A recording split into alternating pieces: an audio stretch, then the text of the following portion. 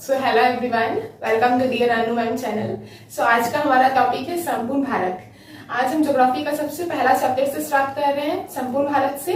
और इस टॉपिक से हम वन लाइनर क्वेश्चंस के बारे में बात करेंगे, जहां से आपके एग्जाम में प्रश्न पूछे जाते हैं। तो वीडियो को लास्ट तक जरूर देखिएगा। सबसे पहले हम इंडिया का मैप ड्रॉ करते हैं ताकि कॉन्सेप्ट और भी ज्यादा क्लियर हो जाए समझने में। तो वीडियो को लास्ट तक जरूर देखिए। तो ये रहा हमारा इंडिया का मैप, और यहाँ पे मैंने वैसा ही देश का नाम लिखा है, यानी पड़ोसी देश और स्टेट्स का नाम लिखा है, जहां से एग्जाम में प्रश्न पूछे गए हैं और आगे भी पूछे जाएंगे। तो देखिए, इस मैप के सबसे ऊपर यानी उत्तर साइड में हमारा है नेपाल, भूटान और चीन, और दक्षिण में हमारा है श्रीलंका और हिंद महासागर। बात करें हिंद महासागर के बारे में, तो हमारा भारत ही एकमात्र ऐसा देश है जिसके नाम पर ही हमने एक महासागर का नाम दिया है, जो कि है हिंद महासागर। इस हिंद महासागर को हम शांत क्षेत्र या फिर 7 समुद्रों की कुंजी कहते हैं। इसलिए कहते हैं क्योंकि ये दुनिया के अलग अलग हिस्सों को जोड़ के रखता है और एशिया और यूरोप के बीच में एक व्यापार का मार्ग भी है। इसीलिए ये एक महत्वपूर्ण जलमार्ग है। इस हिंद महासागर के कारण ही हमारा संस्कृतियों का भी आदान प्रदान हुआ है। यहाँ तक तो हमने बात किया उत्तर साइड और दक्षिण साइड के बारे में। बात करें पश्चिम में, तो पाकिस्तान है, अरब सागर है, और पूर्वी साइड में हमारा म्यांमार है, बांग्लादेश है और बंगाल की खाड़ी है। अब देखिए, हिंद महासागर के पूर्वी साइड में हमारा बंगाल की खाड़ी है और पश्चिमी साइड में अरब सागर है। केंद्र शासित प्रदेश के बारे में बात करें तो उत्तर में लद्दाख है और दक्षिण साइड में आप ये बंगाल की खाड़ी की साइड में देख रहे हैं, ये द्वीप है, ये अंडमान निकोबार का द्वीप है, और अरब सागर के पास जो ये बनाया हुआ है ये लक्षद्वीप है। तो ये रहा हमारा बस बेसिक बातें जो कि हमने यहाँ पे देखा कि पूर्वी साइड और उत्तरी साइड कौन कौन से देश हैं। अब हम बात करते हैं, एग्जाम में ऐसा भी प्रश्न पूछता है कि भारत के सर्वाधिक उत्तरी राज्य, सर्वाधिक दक्षिणी राज्य, पश्चिमी राज्य, पूर्वी राज्य कौन से हैं, तो इसके बारे में भी हम बात कर लेते हैं। अगर पूछना है भारत के सर्वाधिक उत्तरी राज्य कौन सा है, वो हमारा होगा हिमाचल प्रदेश। सबसे दक्षिणी राज्य कौन सा है, तो ये हमारा होगा तमिलनाडु। सबसे पूर्वी राज्य कौन सा है, तो ये है हमारा अरुणाचल प्रदेश। और सर्वाधिक पश्चिमी राज्य कौन सा है, तो ये हमारा गुजरात है। क्लियर है। इसके साथ ही ये भी जान लीजिए कि हमारा जो भारत है इसका प्राचीन नाम आर्यवत है, जिसको हम जम्बू द्वीप के नाम से भी जानते हैं। हमारे भारत में ईरानी यूनानी लोगों का आगमन भी हुआ था, जिन्होंने हमारे भारत का नाम भी दिया है। ईरानी लोगों ने हमारे भारत देश को कहा है हिंदुस्तान, और यूनानी लोगों ने क्या कहा है, इंडिका। ये बस बेसिक बातें थी जो कि जानना जरूरी है, क्योंकि हमारा टॉपिक का नाम ही है संपूर्ण भारत। तो वैसे ही बातें हमने यहाँ पे किया है भारत के बारे में। साथ ही अब हम बात करने जा रहे हैं कक्र रेखा के बारे में। कक्र रेखा के बारे में हम बात करने वाले हैं। कक्र रेखा 8 राज्य से होकर गुजरता है, जिनका नाम मैंने यहाँ पे लिखा है। अगर आपके दिमाग में मैप हो इंडिया का तो आप आसानी से याद भी कर लेंगे, या याद करने की जरूरत भी ना पड़े, आप आसानी से समझे रहेंगे। तो देखिए, सबसे पहले किस राज्य में गुजरता है इसके बारे में बात नहीं करके हम पहले समझते हैं कक्र रेखा होता क्या है। तो कक्र रेखा जो है काल्पनिक रेखा है, जो कि भारत के भूभाग को 2 बराबर भागों में विभाजित करता है। यानी ये करीबन कक्र रेखा 21 जून को बनता है। इस दिन काफी गर्मी होती है। क्यों होती है? क्योंकि कक्र रेखा जो है ना, उसमें सूर्य का जो प्रकाश है वो सीधा हमारे सर के ऊपर बनता है, जिसके कारण काफी गर्मी लगती है, दिन भी काफी लंबी होती है। और ये उत्तरी गोलार्ध के उत्तरी अक्षांश में 23 डिग्री अक्षांश पर स्थित होता है। ये कितने डिग्री पे बनते हैं ये याद रखिएगा, 23 डिग्री अक्षांश पे। स्क्रीन पे आपको दिख रहा होगा, आप याद कर लीजिएगा। और ये किन राज्यों से होकर गुजरता है, तो ये है गुजरात, राजस्थान, मध्य प्रदेश, छत्तीसगढ़, झारखंड, पश्चिम बंगाल, त्रिपुरा, मिजोरम। तो ये है 8 राज्य से हमारा कक्र रेखा गुजरता है। सर्वाधिक अगर पूछता है सर्वाधिक कक्र रेखा किस राज्य से होकर गुजरता है, तो वो है हमारा ये मध्य प्रदेश। ठीक है, सर्वाधिक कक्र रेखा किस राज्य में गुजरता है, वो है मध्य प्रदेश। और सबसे कम पूछे तो वो है हमारा राजस्थान, ये राजस्थान।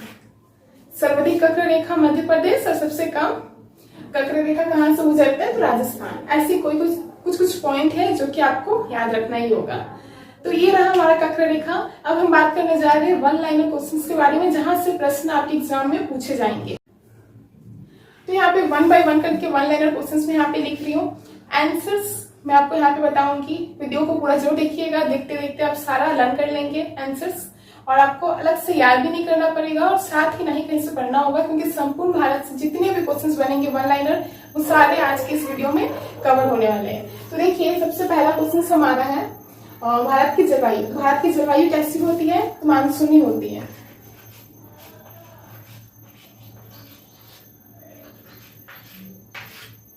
अब भारत का कुल क्षेत्रफल, भारत का कुल क्षेत्रफल कितना है ये आपको याद रखना होगा। ये है 32,87,263 वर्ग किलोमीटर। यहाँ पे पूरा मैं नहीं लिख रही हूँ, आप बस इतना याद रखिए। भारत का कुल क्षेत्रफल होता है 32,87,263 किलोमीटर, ठीक है।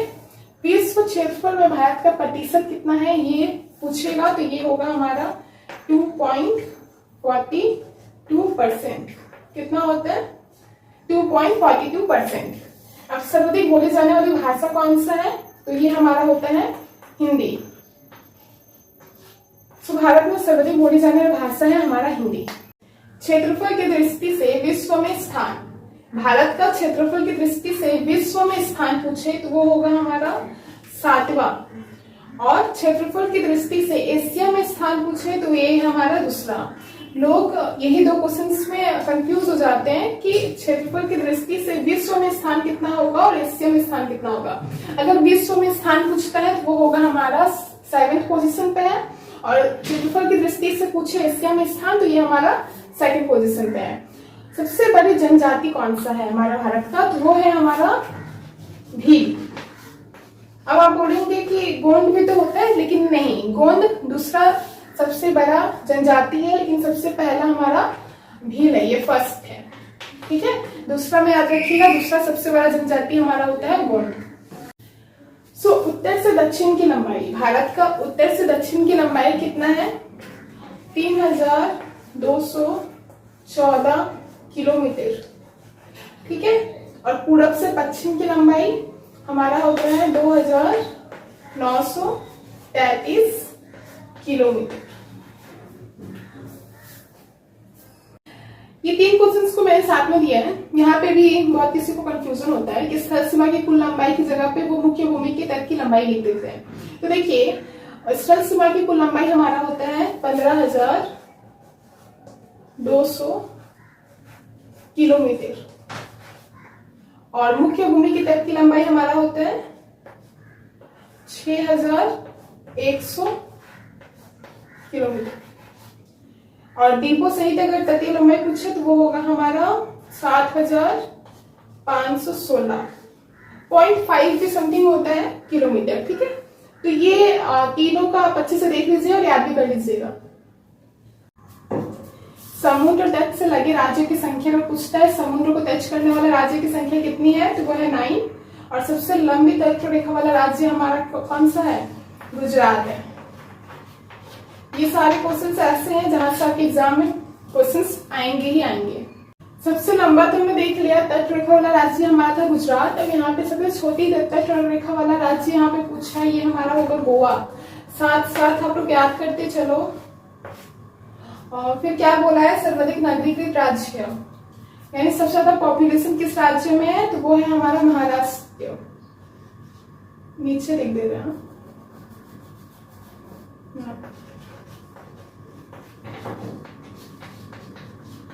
नीचे वही पूछा है न्यूनतम सबसे कम कहाँ पे है, कौन से राज्य में? तो हिमाचल प्रदेश। देखिए सर्वाधिक वर्षा कहाँ होता है, ये काफी अच्छा है, इंपॉर्टेंट क्वेश्चन है। सर्वाधिक वर्षा कहाँ होता है? तो ये होता है मासिनराम में। ये कहाँ पे है? तो ये है हमारा मेघालय में।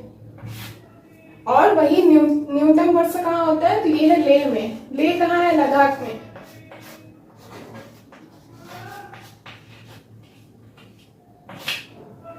हिमालय से लगे राज्यों की संख्या, इसके पहले पूछा था समुद्र से लगे राज्यों की संख्या कितना है, तो वो है था हमारा 9, और यहाँ पे हिमालय से लगे राज्यों की संख्या कितनी होगी?